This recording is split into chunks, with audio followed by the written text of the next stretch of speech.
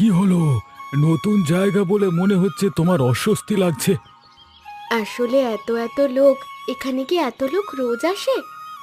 হ্যাঁ, হাট বসলে আমাদের বাড়িটাই যেন বাজার হয়ে যায়। কদিন থাকো, ধীরে ধীরে অভ্যেস হয়ে যাবে। ঠিক আছে, তুমি কোনো চিন্তা করো না। আর দেখো, ওই যে আমাদের দোকানটা বাবা আর দাদা সামলান। চলো একটু সামনে ঘুরে আসি, পরিচয় করিয়ে দিই তোমার সাথে সবার। না না, এখন না, পরে করব। আমার কেমন যেন ভয় করছে। ঠিক আছে, ভেতরে চলো। রুটিটা আর একটু পাতলা বেলো বৌমা। তোমার দাদা মাধব মোটা রুটি পছন্দ করেন না।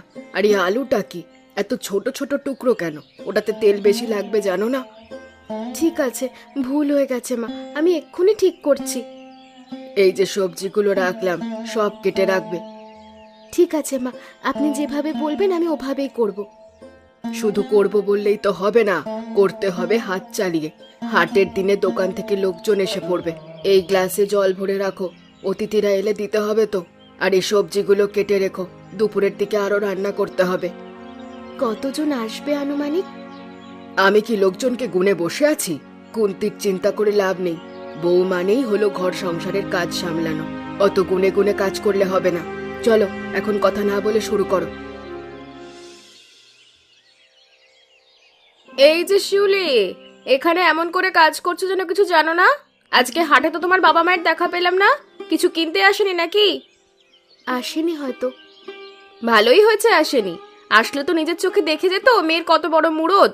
ওদের বাজারের দিকে জমি বেচে দেওয়ার পর থেকে তো অবস্থা তেমন তোদের ভালোই না শুনি। আমাদের এখানে এসে অন্তত 3 বেলা খেতে তো পাচ্ছ, এটাই বড় কথা।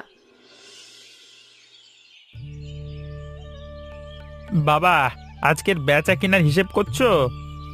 হ্যাঁ করছি, কিন্তু 80 টাকা কম গতবারের চেয়ে। কম তো হবেই। ওই নতুন জুতোর দোকানটা তো হয়েছে একেবারে আমাদের পাশেই। মানুষ সেই দিকেই যাচ্ছে আজকাল বেশি। দেখো বাবা, এই যে লাভের হিসেব, এটা ক্রমাগত কম হচ্ছে। আমাদের বাড়তি কিছু করতে হবে। বাড়তি আয়? তোর মাথায় কি ঘুরছে বলতো? সরাসরি বলি, আমাদের হাতে একটা সম্পদ আছে, যেটার সদ্ব্যবহার আমরা করছি না। সম্পদ? কি সম্পদ?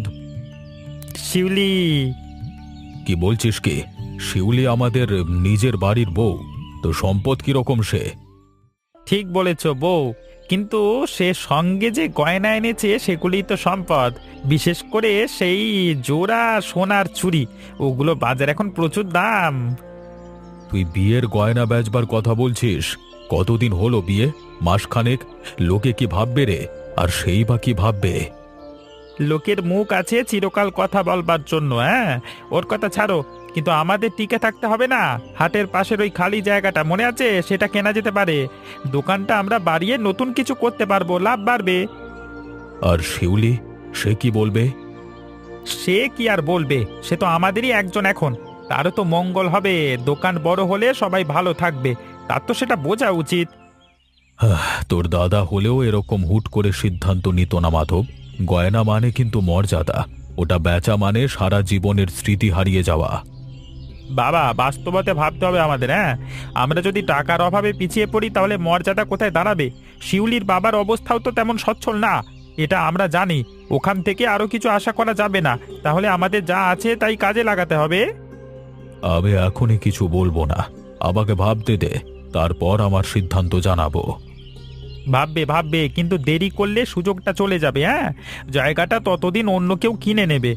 আর যদি শিউলিকে বলি যে এই টাকা দিয়ে তার বাবার জন্য কিছু করা যাচ্ছে, তাহলে তো সব সমস্যার সমাধান হয়ে যাবে। মিথ্যে বলবার পরিকল্পনা করছিস? পরিকল্পনা না, সম্ভাবনা দেখছি। সে হয়তো রাজি হতে পারে সহজেই। আজকে আমি আর এই আলোচনা করতে চাই না, তুই যা। ঠিক আছে বাবা, কিন্তু এই কথাটা মনে রাখবে, এটাই আমাদের একমাত্র উপায়। আজকে হাটের দিন খুব কষ্ট হয়েছে নাকি? মাকে তাহলে বলতে পারি আমি তোমার কাজ যতটুকু একটু কম করে দেয় আর কি। বললে কি পরিবর্তন হবে? তোমার মা বলবেন এটাই নিয়ম, রেণুদি বলবেন আমি নাকি কোনো কাজ করতে পারি না। জানো আমি চেষ্টা করি, কিন্তু দাদা মা সবাই মিলে যে চাপ দেয় তাতে আমি নিজে অসহায় হয়ে পড়ি। আমি বুঝি তুমি খুব ভালো মানুষ, কিন্তু ভালো মানুষ আর সাহসী মানুষ এক জিনিস নয়। জীবনে উন্নতি করতে গেলে তোমাকে সাহস রাখতে হবে। অনেক রাত হয়েছে, শুয়ে পড়ো।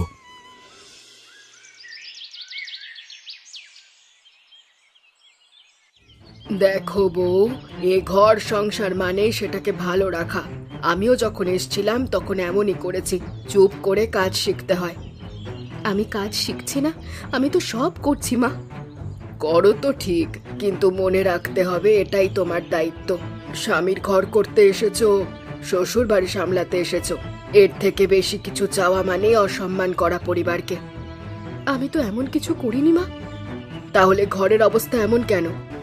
আসলে আজ হাটের দিন তো, তাছাড়া একা হাতে সব সামলাতে হচ্ছে। আজকে হাটে অনেক লোক আসবে বলে কথা, মনে থাকে যেন।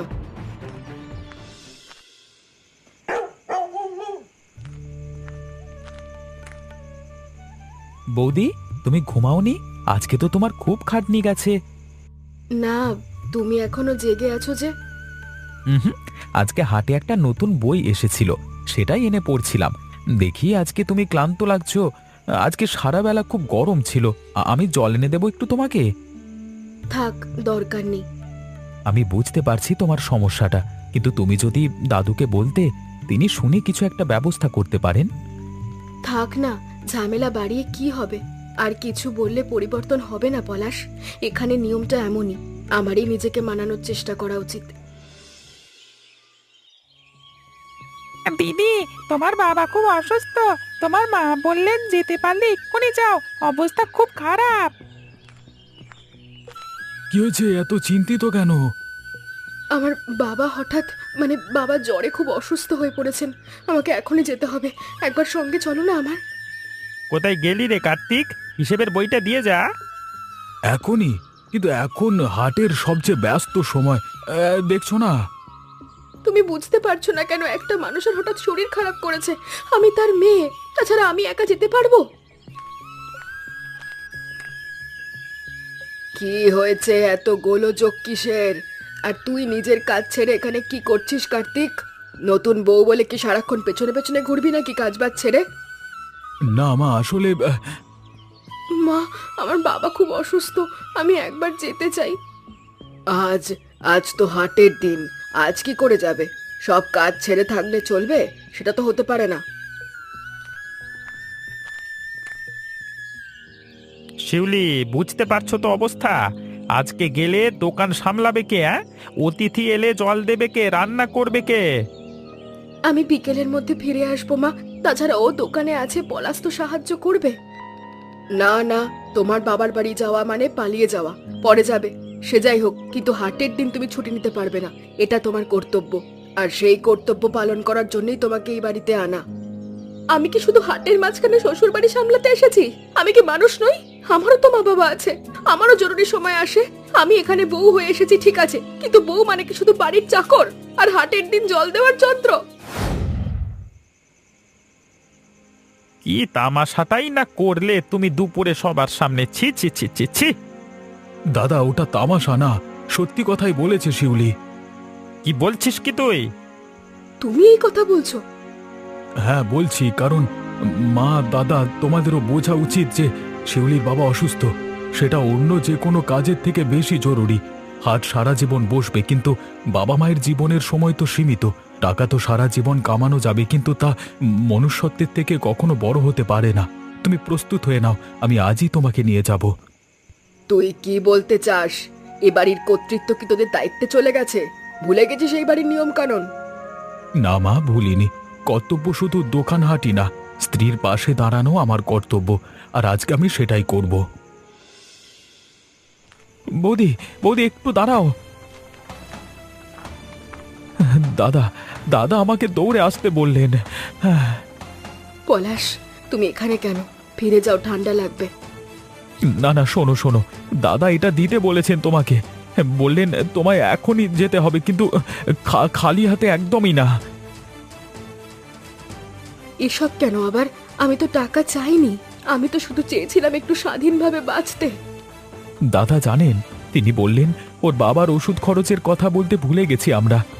এই টাকা ওর হাতে দে, আর এই কাগজটায় ওর বাবার ওষুধ লেখা আছে। আমি আমাদের দোকানের ওষুধওয়ালা কাকুর কাছ থেকে নাম লিখিয়ে এনেছি। দেখো সব ঠিকঠাক আছে তো? সে এগুলো তোমার বড়দাদার চোখ এড়িয়ে জোগাড় করলো কিভাবে? তুমি তো জানো আমাদের বাড়ির অবস্থা। শেষ পর্যন্ত দাদাকে আসতে দিল না, তোমাকে একাই যেতে হচ্ছে এই রাতের বেলায়। কিন্তু দাদা আজকে সন্ধ্যায় দোকানে তালা দেওয়ার সময় টাকা বের করছিলেন একটা গোপন জায়গা থেকে। আমাকে ডেকে বললেন, পলাশ তুই সাহসী, একবার দৌড়ে যা, শিউলিকে বলে দে আমি কিছুদিনের মধ্যেই যাব। কিন্তু ও এক্ষুনি যাক, টাকার ওষুধের কাগজটা নিয়ে যাক, তাহলে না হলে বড্ড দেরি হয়ে যাবে। আর একটা কথা বললেন। কি কথা? বললেন ওকে বলিস আমি ওর সেই প্রশ্নের উত্তর এখনো খুঁজছি। ও ঠিকই বলেছে, ও শুধু হাট সামলানোর জন্য তো আসেনি। ধন্যবাদ। বৌদি বৌদি আমি জানি না বাড়িতে এসব কি হয়, কিন্তু তুমি যখন দুপুরে দাঁড়িয়ে ও কথা বললে না, আমি দোকানের সামনেই ছিলাম। সব লোক শুনে থেমে গিয়েছিল। আমি গর্বিত হয়ে শুনছিলাম তোমার কথাগুলো। পলাশ, তুমি এত ভালো ছেলে, বই পড়া ছেড়ো না, বুঝলে? বড় হও, আর তার চেয়েও বেশি সাহসী হও। তুমি ফিরে আসবে তো জলদি? দাদা তোমার জন্য অপেক্ষা করবে। কিন্তু আমি দেখেছি আজকে সারা দিন তার কি অবস্থা ছিল। তুমি ফিরে যাও পলাশ, আমি টাকা আর ওষুধের বিল পেয়েছি। তোমার দাদাকে গিয়ে বলো আমি ঠিক আছি। কিন্তু তুমি উত্তর দিলে না, ফিরে আসবে তো? যদি তোমার দাদা নিজে এসে বলতে পারেন কেন আমি ফিরবো, তাহলে হয়তো তার সাথে গেলেও যেতে পারি। তুমি? হ্যাঁ আমি আসতে পারি। বাবা কেমন আছেন এখন? জ্বর একটু কমেছে, কিন্তু দুর্বলতা খুব বেশি। কাশিটা একদমই কমছে না। ডাক্তার দেখিয়েছি, ওষুধ চলছে। আমাদের দোকানের ওষুধওয়ালা কাকু বলেছিলেন জ্বর কমানোর পর যদি কাশি থাকে কবিরাজি বুটিটা ভালো কাজ করবে, তাই এটা নিয়ে এলাম। তুমি টাকা জোগাড় করলে কিভাবে? মাধবদা জানেন? দাদা জানেন না, আমার নিজের কিছু জমানো ছিল। গতকাল আমি হাটে আমাদের দোকানের পাশে যে ছোট জায়গাটা ভাড়া দেওয়া হয় সেখানকার ভাড়াটিয়ার কাছ থেকে এই মাসের ভাড়াটা নিয়ে এসেছি। দাদা সাধারণত সেটা 3 মাসে একবার নেন, কিন্তু আমি বললাম জরুরি প্রয়োজন। তাহলে তো ঝামেলা হবে ফিরে গেলে। হলে হবে, কিন্তু সেটা আমার সমস্যা, আমি সামলাবো। কেন এত ঝামেলা করছো? আমি তো চলে এসেছি, হয়তো ফিরবই না আর। তাহলে আর কি প্রয়োজন আমার জন্য ঝামেলা করার? না না না শিউলি, এটা কখনই হতে পারে না। তুমি চলে যাওয়ার পর সে রাতে আমি উঠোনে দাঁড়িয়েছিলাম সারা রাত। পুরো বাড়িটা খালি লাগছিল। হাটের সবচেয়ে ভিড়ের দিনেও যেন কেউ নেই কাছে। তুমি থাকলে জীবনটা স্বাভাবিক থাকে। কিন্তু আমি তো একটা যন্ত্র ছিলাম। জানি, আর আমি ছিলাম সেই যন্ত্রণাটাকে চুপ করে দেখতে থাকা আর একটা যন্ত্র। তুমি যে প্রশ্নটা হাটের মধ্যে করলে সে প্রশ্নটা আমার কানেও ঢুকেছে। আমি তার উত্তর খুঁজছি। উত্তর খোঁজার দরকার নেই, উত্তর আমি দিয়েই এসেছি। আমি চাই তুমি ফিরে আসো, কিন্তু সেটা আগের মতো করে না। আমি চাই তুমি ফিরে আসো আমার সঙ্গে। আমরা আলাদা থাকবো। দাদার বাড়ির পেছনে যে কোঠাটা খালি আছে সেখানে আমি দোকান থেকে আমার অংশের আয় আলাদা করব। সেটা আমার অধিকার। মা আর দাদার সাথে কথা বলবো যে তোমাকে আর কাজের চাকরানি যেন না ভাবে, কারণ তুমি আমার স্ত্রী। তুমি পারবে? এত বড় সিদ্ধান্ত নিতে পারবে? আর তারা মানবে? আমি পারবো না, এটা ভেবেই তো এতদিন চুপ ছিলাম। কিন্তু তুমি চলে যাবার পর আমি বুঝেছি না পারলে হারাতে হবে। তারা না মানুক না মানুক, আমি কথা দিচ্ছি আমি তোমার পাশে দাঁড়াবো। কিন্তু তুমি কথা দাও, তুমি আমার সাথে ফিরে যাবে। ঠিক আছে, কিন্তু আমি শুধু তোমার স্ত্রী হিসেবে ফিরবো না, আমি শিউলি হিসেবে ফিরবো। আমার নিজের মতামত থাকবে। আমি কাঠের পুতুলের মতো বাঁচতে পারবো না। আর হাটের আমি শুধু জল বিলি করব না, আমি দোকানের হিসেব দেখব। আমি পড়াশোনা জানি, সেই যোগ্যতা ব্যবহার করব আমি, যাতে কেউ আমার গয়না বিক্রি করতে না পারে। ঠিক আছে, সব শর্ত মেনে নিলাম। আর একটা শেষ শর্ত। বলো। তুমি আজ থেকে এখানে থাকবে যতদিন না বাবা একটু ভালো হন। এটা কি শরবত? হ্যাঁ, আর এত মশলা? এখানে তোমরা নতুন দোকান খুলেছো নাকি? দোকান তো না দাদা, হাটে লোকের জল তেষ্টা পায়, তারা এখানেই 1 পয়সা দিলে শরবত পেয়ে যাবে।